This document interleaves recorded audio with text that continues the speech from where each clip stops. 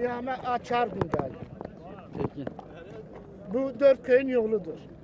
Akçatala 1700 nüfus sahibidir.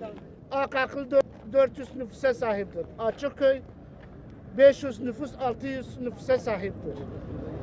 Açık yol, ondan sonra bu çadır kent var. En az 15 bin 20 bin kişi gelip orada oturacaklar.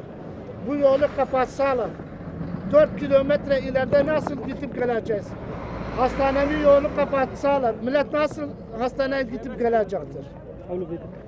Yani biz devletten bu yolun açılmasını hiçbir zamanda kapatmamasını istiyoruz.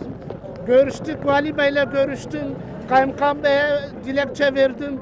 Yani bütün yetkililere biz haber vermişiz. Bu yolun kapanmaması için. Eğer kapansa biz çok zor durumda kalacağız. 4 kilometre ileride yol açmışlar. Kavşak. 4 kilometre. Karayolların marifetiyle 15 kilometresine çıkarılmış. Yani biz bu yollar ve köyler kalıcı şeyler olduğu için biz ömür boyu bu nezareti çekmiş olacağız burada.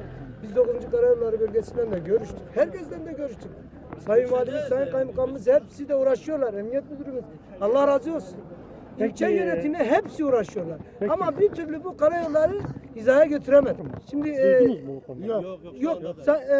Belediye zaten şehir içi belediye olduğu için zaten belediye uğraşıyor. Zaten belediyenin ne durumda olduğunu bilmiyoruz. Orası yapacaklar. Bölge müdürü söyledi, oraya yapıyoruz dedi. Bu Nusaymi kavşağı yapacağım dedi. Şimdiye kadar böyle bir söz kimseden duymadım. Ya değerli abi. Nusaymi kavşağı Bak şimdi şöyle. geçiş yapıyor.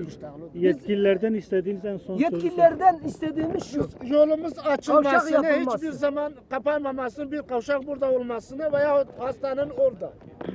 Yani ya hastane orada ya burada bir kavşak açılmasını.